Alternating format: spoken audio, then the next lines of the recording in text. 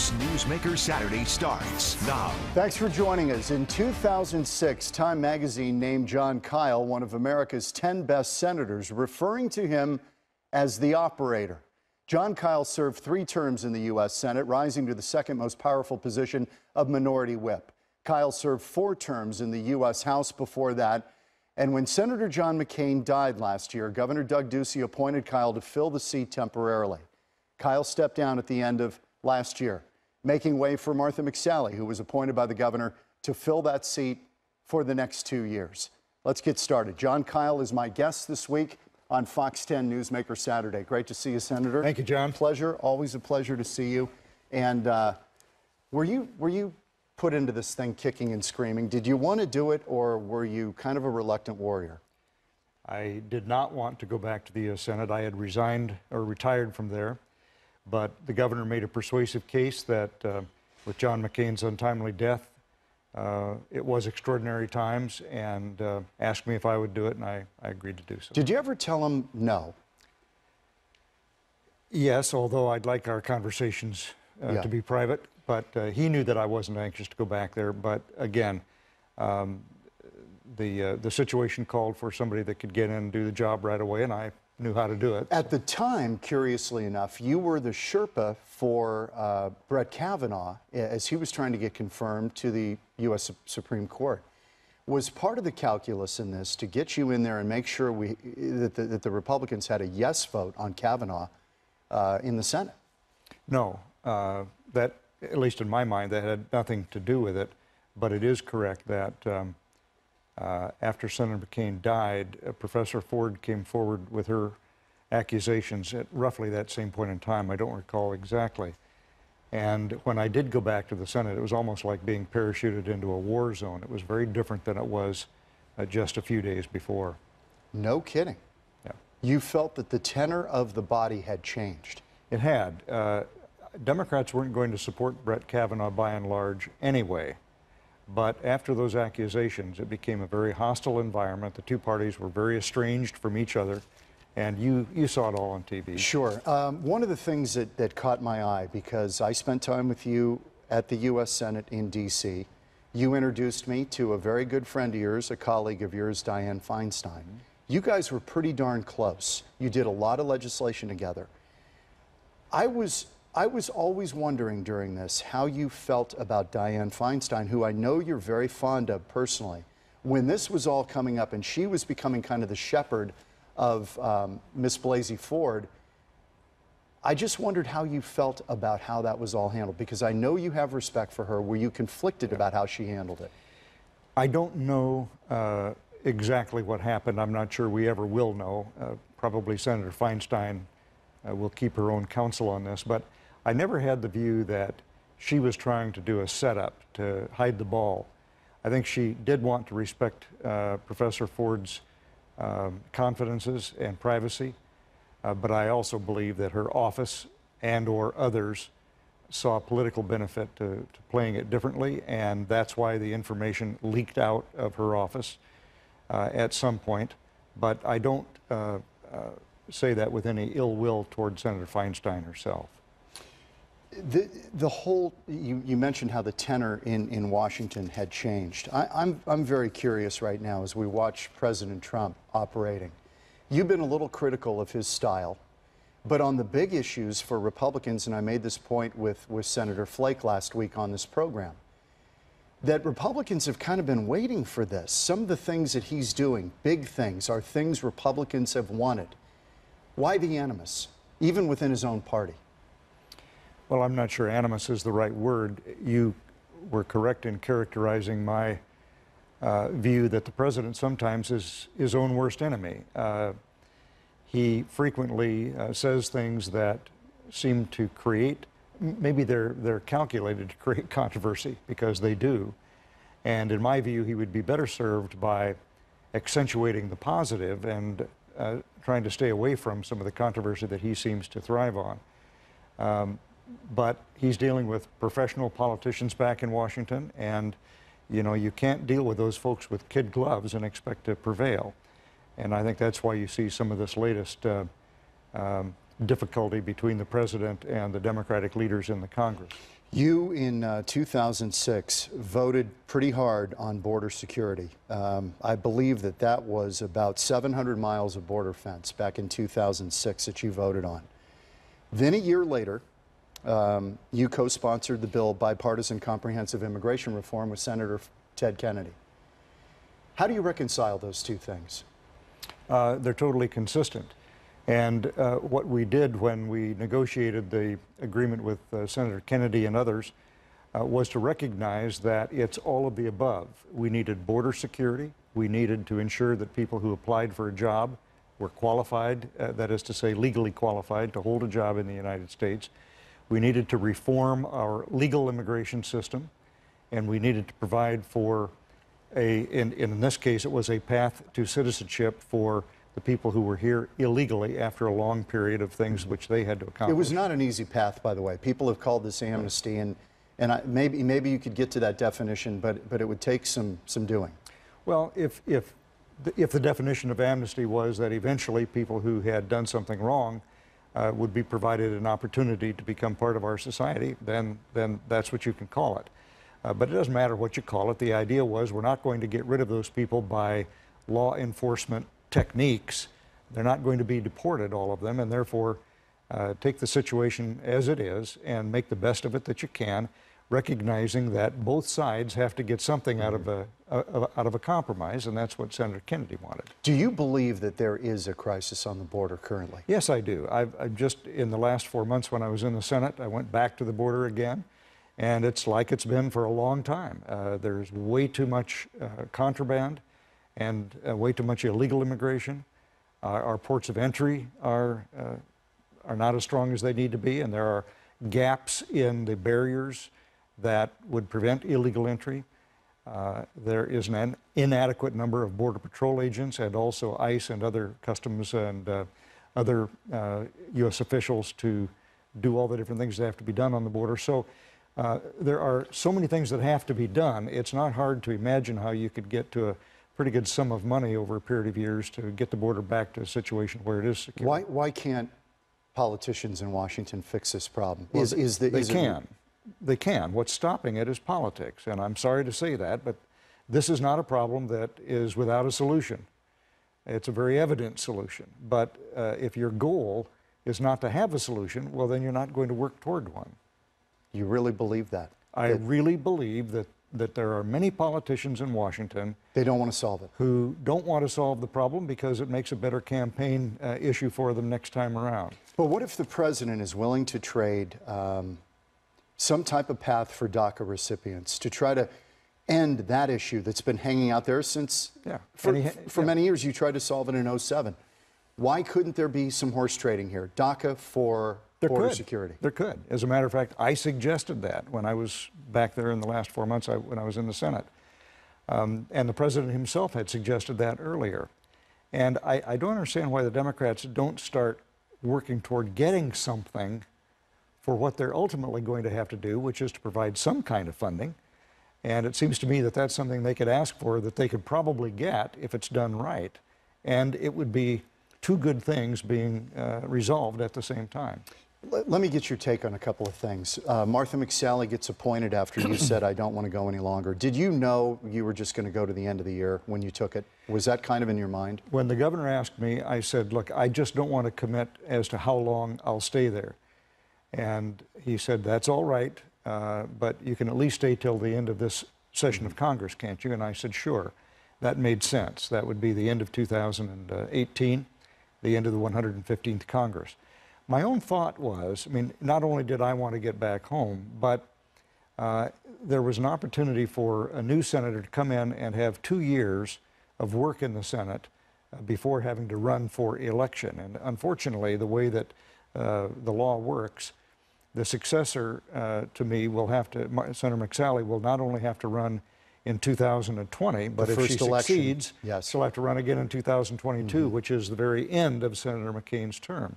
So it's a tough proposition, and I just thought it made all the sense in the world to have somebody who was going to be holding that seat to be able to come in and have a full 2 years, get ready to run, and then see what happens after that. If you were a reluctant warrior of trying to fill that position, did you ever tell the governor, Doug, not me, but how about X? Yes. Who would X have been? Do you have a name? Sure. Who? I'm not going to talk to you about it. As I said, the governor and I had a lot of private... You talk to me about everything. That's right, and just between us. I really believe that there are going to be a few people watching your show, John. I hope you're right. I hope you're right. You had this on your mind. You had a couple of names where you said, yeah, Doug, I don't want to do it, but here's who I think you should tap. I said, have you thought? I said, I don't want to do it. Have you thought about the following? X. And we had a lot of conversations, and the governor was very thoughtful about this process, I must tell you. He had given it a lot of thought. It weighed very heavily on his mind, and when he asked me, and I finally agreed to do it, he made the case that, look, we're in a critical time right now. Everybody will view everything as politics because we're before the election, and yet here's the Congress going forward. And he mentioned the fact you've got big things coming up like the Kavanaugh vote. We've got to have somebody representing Arizona. We've got Senator Flake, but the other seat is vacant, and you can't have a vacant seat there and know that the state is adequately represented. I did not know that Martha McSally had worked with you. She worked with you in your office on defense. That's right. She was a major in the Air Force, and they have a program where they send some of their promising officers to different kinds of schools or internships, that kind of thing. And she was what was called a fellow in my Senate office. And your take on her? Well, she was very capable and worked in the intelligence and national security and defense area for me. And I always knew she was very capable, and I think she demonstrated that when she went into the House of Representatives. Do you think that she grows into that job and becomes very difficult to beat down the line? I think so. Yes, I do think she'll grow into the job. Because incumbency is powerful even if it's appointed. Yes, it is. It gives her an opportunity to serve the entire state and to show what she can do, not just for her old congressional district, but for the rest of the state as well. And I think she'll do very well. Can we roll the Kyrsten Sinema video, please? I'm very curious about your take on her. One of the most capable politicians to come down the road in terms of running, figuring out the sweet spot. She's been very clever in how she's managed her career. She's whip smart. What's your take on Kyrsten Sinema? I think all the things you said are correct, and she ran a good and a successful campaign, and I think both she and Senator McSally will have an opportunity to really make some history as the first woman and then the second woman representing Arizona in the U.S. Senate, both coming in at the same time, and if they work together, they can accomplish a great deal, I am convinced. I'm going to run down one more on my list. Jeff Flake, who was on the program last week. Were you disappointed in how Jeff Flake evolved in the U.S. Senate? Well, no, I'm not going to characterize it that way. I wish that he had been able to successfully run for another term. And so in that regard, I have a regret that he didn't want to run again. And I think it was evident that the reason was it would have been a difficult time for him. And as I said, having supported him the first time around, I regret that. You don't regret endorsing him. Did you have any idea that Jeff Flake would be the Jeff Flake that we saw toward the end? Really a thorn in the side of the president. Wrote a book about it, penned after the Barry Goldwater classic in 1964. I mean, it was really an interesting evolution with Jeff Flake. Did you know that this was part of his DNA? Well, first of all, understand, when he ran for the Senate, no one had an idea that Donald Trump would be the next president of the United States. So no, I didn't think about any of that stuff. Jeff had been a successful member of the House. He had worked hard to eliminate earmarks, successfully accomplished that. He's a good man with a good family and a heart for Arizona, and a good conservative. Why not support him? And I did. And I thought he would be there a long, long time. Well, that was the regret. When you said, was there a regret? That's the only regret that I had, that things didn't work out in a way that he could continue in that position. In all of your time in Washington, what are you most proud of? Well, I hope I'm proud. I'm most proud, I think, of having tried to serve the people of Arizona with integrity and with some success.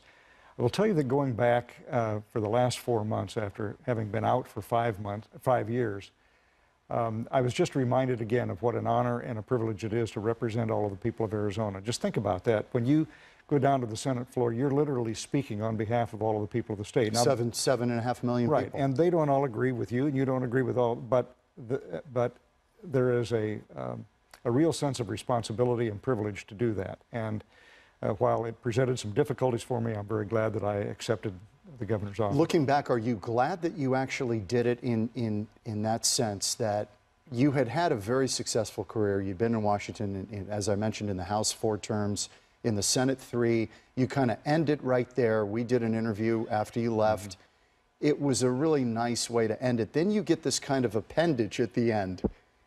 Do you wish it hadn't happened, or are you okay with it? Well, I wish that the circumstances hadn't arisen. Of course. But on balance, I am glad to have been able to serve again. I think I did a good job. I also think that the right thing to do was then to step aside so that a new person, a younger person who is probably going to be at this for some time, had an opportunity to come in and make her own mark and then present herself to the people for re-election. We're back with former Senator Jon Kyl, 3-term senator of the state of Arizona, back on Newsmaker Saturday in a moment.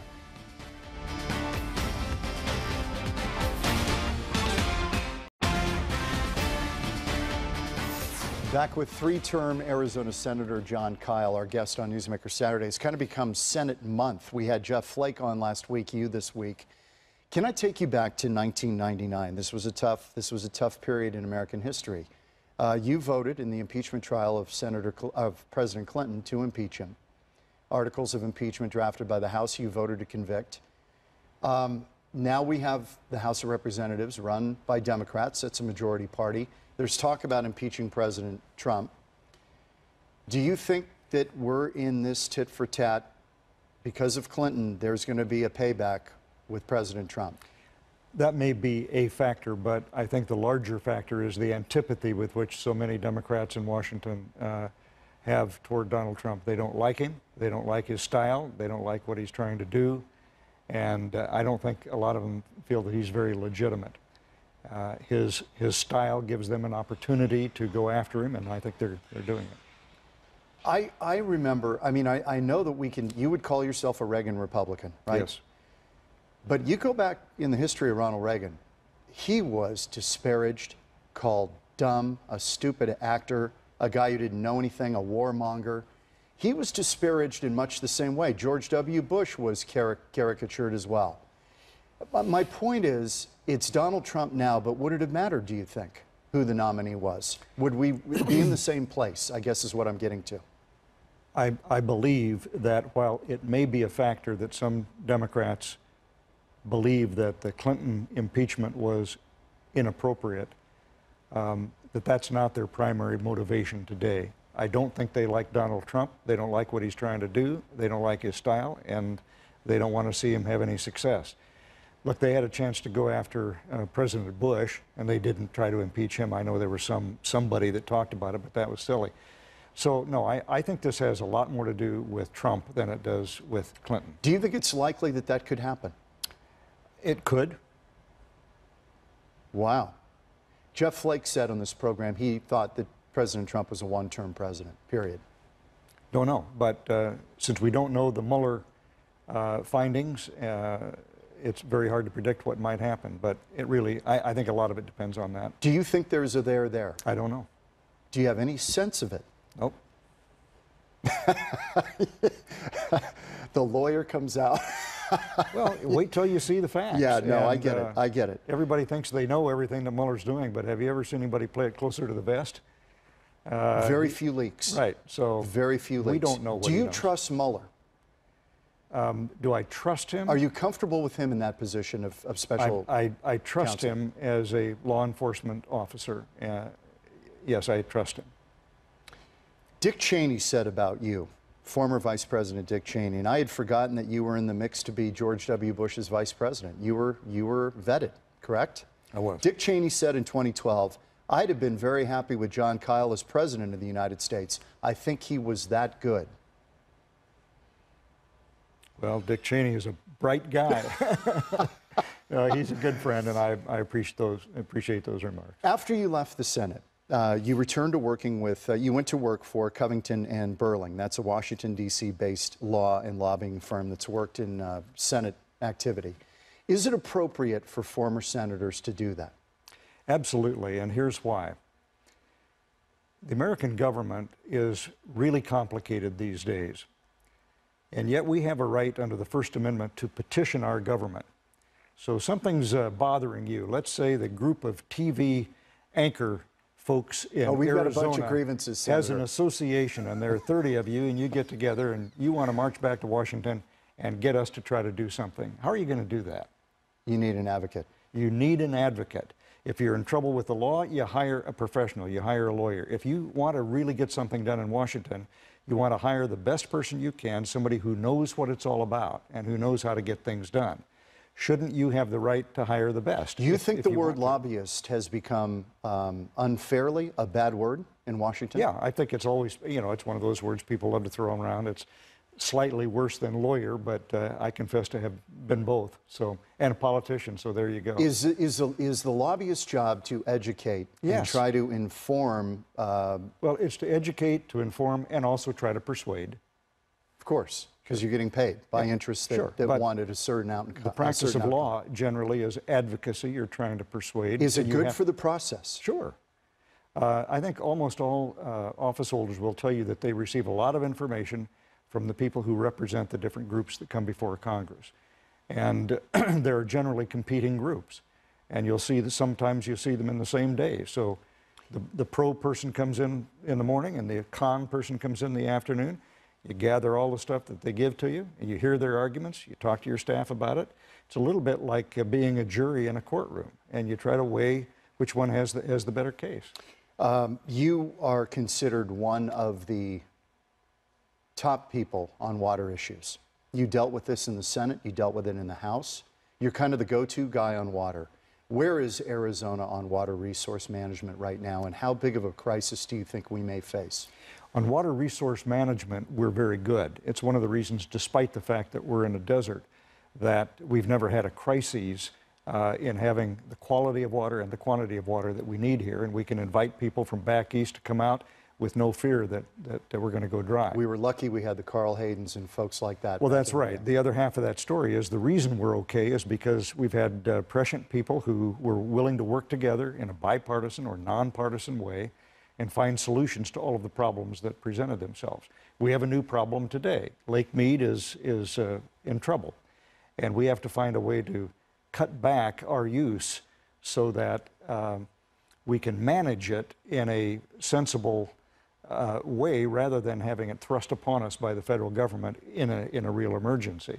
And so stakeholders in Arizona are trying to negotiate the Drought Contingency Plan, or DCP, that they will and work with the other 6 basin states, 7 all told, to put that plan together so that when the shortage does come, there's a plan in place to deal with it, and nobody will be surprised. Are we getting a fair deal on how much Colorado River water we're allocated? Well, it worked like this. Arizona was a small state, California a big state. We wanted to be able to get our water from the Colorado River. California said no, and they had the votes to stop it. Exactly. And finally, I mean, this is shorthand, but in effect what happened was California said, all right, we will let you have your Central Arizona Project canal to deliver your water to Central Arizona, but you have to agree that your water is inferior to our water right, and that in effect you are the last one in the system and you're the first one out if there's a problem. So is that fair? We had to make a deal to get what we needed, and it is what it is. Final thing, what's on the horizon that troubles you the most right now in our country? There are two things. I served a year as a member of the Defense Strategy Commission appointed by John McCain, and this bipartisan commission came to a unanimous conclusion that we have to rebuild our military, and it's going to take more resources than the Congress has heretofore been willing to commit. What's the other one? And the other one is education in our country generally. I think I lament the fact that our young people don't have what I believe is a necessary education about their civic responsibility, the basis for the founding of our country, what's important to preserve and protect going forward. Jon Kyl, great to see you. Thank you, John. Senator, really appreciate it. It's good to see you. We'll have you back. Thank you. You will come back. Sure. Good to see you. Thanks. We'll see you right after the break on Newsmaker Saturday.